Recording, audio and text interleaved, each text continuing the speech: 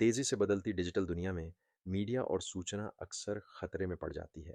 सभी को सुप्रभात। आज मैं मीडिया और सूचना की अखंडता के लिए हमारे आह्वान पर बात करना चाहता हूँ। फिलिपियों अध्याय 4 पद 8। सत्य, नेक और हमारे जीवन में किए जाने वाले सही कार्यों पर ध्यान केंद्रित करने से शुरू होता है। और यही आह्वान आज हम सभी पर है जब हम मीडिया और सूचना को संभाल रहे हों। हम विश्वासियों के रूप में सत्य को समझने के लिए एक स्पष्ट विवेक रखने की आवश्यकता है, और यह उस आधार पर आधारित होना चाहिए जो हम देखते हैं और जिसके हम हकदार हैं। अक्सर हमें चुनौतियों का सामना करना पड़ता है। हम अक्सर सोचते हैं कि यह ज़रूरी है, और कभी-कभी हमें दी गई कुछ गलत सूचनाओं के कारण हम चूक जाते हैं। और आज हमें अपने विचारों में स्पष्टता लाने की ज़रूरत है। प्रेरितों के काम अध्याय 17 पद 11 पर विचार करें, जहां हम बिरिया के लोगों को देखते हैं जो पौलुस द्वारा सिखाए जाने के बाद भी प्रतिदिन शास्त्र का अध्ययन करते हैं। मेरे भाइयों और बहनों, सत्य को समझना चुनौतीपूर्ण है, फिर भी यह जरूरी है कि हम सत्य से विमुख न हों। रेगिस्तान में एक ऐसे व्यक्ति की कल्पना कीजिए जिसके पास कंपास तो है, लेकिन वह काम नहीं करता और दूसरी दिशा दिखाता है। ठीक यही स्थिति तब होगी जब हम गलत जानकारी के जरिए रास्ता दिखा रहे होंगे। जब सच्चाई से समझौता किया जाता है, तो हम अनजानी दुनिया और रास्तों पर भटक जाते हैं। प्रिय भाइयों और बहनों, हमें सोशल मीडिया और इंटरनेट पर जो कुछ भी हम देखते हैं, उस पर लगातार नज़र रखनी चाहिए। हमारे लिए यह ज़रूरी है कि हम स्रोत को समझें और यह सुनिश्चित करें कि वह विश्वसनीय है। दूसरा, हम विवेक पर ध्यान देते हैं। विवेक सही निर्णय लेने की क्षमता है, खासकर सच्चाई और धोखे में अंतर करने की। हम इसे इब्रानियों अध्याय 5 पद 14 में देखते हैं, जो हमें परिपक्व मसीही बनने के लिए कहता है। हमें अपने कानों में खुद को प्रशिक्षित करने के लिए बुलाया गया है। हमें प्रभु के वचन में खुद को प्रशिक्षित करने के लिए बुलाया गया है। हमें खुद को प्रशिक्षित करने के लिए बुलाया गया है, ताकि हम जान सकें कि कब झूठी खबरें आ रही हैं। हम सच्चाई में अंतर कर सकते हैं। एक कुशल निवासी के बारे में सोचें।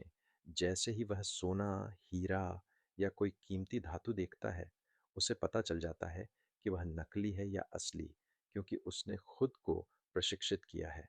इसी तरह मेरे भाइयों और बहनों, हमें नियमित अभ्यास करके, वचन से जुड़कर और उन लोगों के खिलाफ खड़े होकर खुद को प्रशिक्षित करने की ज़रूरत है जो स्वभाव से नकली और धोखेबाज हैं। बाइबल फिलिपियों अध्याय 4 पद 8 में कहती है, आइए हम उन बातों की शिक्षा देते रहें और उन पर ध्यान देते रहें जो नेक और सही हैं। ये गुण हमारे विचारों का मूल्यांकन करते हैं। ये गुण फिर ऐसे कार्यों में बदल जाते हैं जो हमारे जीवन का मार्गदर्शन करते हैं। और यही हमें ईमानदारी और सम्मान की आवश्यकता होती है, खासकर ऑनलाइन दुनिया में, जहां गुमनामी और सनसनीखेज बातें हमें हर दिन लुभाती रहती हैं। हमें आज दानियेल जैसे लोगों को आगे लाने की ज़रूरत है। दानियेल जो सभी दबावों का सामना करेंगे। जैसा कि दानियेल अध्याय 6 पद 4 में बताया गया है, वह न केवल ईमानदारी बनाए रखने के लिए वफादार थे, बल्कि इसने समुदाय और नेताओं पर भी प्रभाव डाला। मेरे भाइयों और बहनों, आइए मीडिया सामग्री साझा करते समय उनसे जुड़ें। आइए हम चिंतन करें और देखें कि क्या यह शास्त्रों के सही सिद्धांतों के अनुरूप है। आइए हम उत्साहवर्धक विषय वस्तु और संवाद साझा करने के लिए प्रतिबद्ध हों। चौथा, जो शुद्ध और प्रशंसनीय है, उसकी प्रशंसा करें। पतित प्राणियों के रूप में हमें अपने विचारों में पवित्रता को अपनाने के लिए कहा गया है, अन्यथा हम नैतिक पतन की ओर जाएंगे। अपनी विषय वस्तु में, मीडिया में हम जो साझा करते हैं और एक दूसरे के साथ जो साझा करते हैं, उसमें जब हमारे भीतर एक शुद्ध और प्रशंसनीय पहलू होता है, तो हमें पवित्रता को अपनाना होगा, ताकि मीडिया में सकारात्मक विषय वस्तु उभर सके। आज की दुनिया में मीडिया के भारी नकारात्मक प्रभाव के विरुद्ध सकारात्मक विषय वस्तु और बाइबल के सिद्धांत आवश्यक हैं।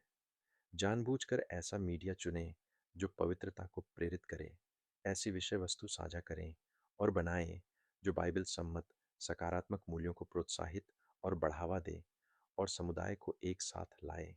और जब हम ऐसा करते हैं, मेरे भाइयों और बहनों, तो हम जगत का नमक और ज्योति बन जाते हैं, जैसा कि मत्ती अध्याय 5 पद 14 और 16 में बताया गया है। हमें नमक और ज्योति बनने के लिए प्रोत्साहित करने का अर्थ है कि हम मीडिया के माध्यम से दुनिया को प्रभावित करने की स्थिति में हैं।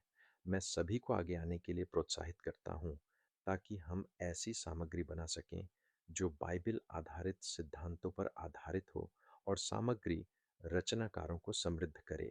मैं सभी को ऐसी सामग्री बनाने के लिए प्रोत्साहित करता हूँ जो समाज को सही तरीके से, सकारात्मक तरीके से उसी तरह प्रभावित कर सके जैसा यीशु ने हमें सिखाया है।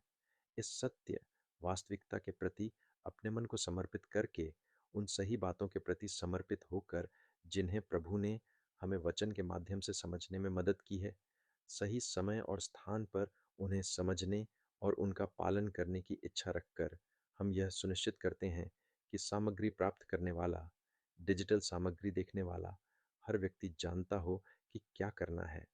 आज चर्च का आह्वान है कि वह मीडिया परिदृश्य में नमक और प्रकाश बने, और इसके लिए हमें अपने कार्यों को चुनना होगा, हमें अपने शब्दों को चुनना होगा, हमें अपने विश्वास की पुष्टि करनी होगी।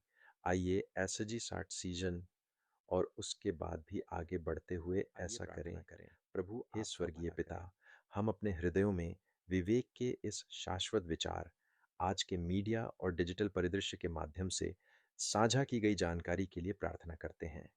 हम अपने मन, अपने आप को सत्य, श्रेष्ठता, धर्म, पवित्रता और अपने राष्ट्र, अपने लोगों की विवेकशीलता के प्रति समर्पित करते हैं।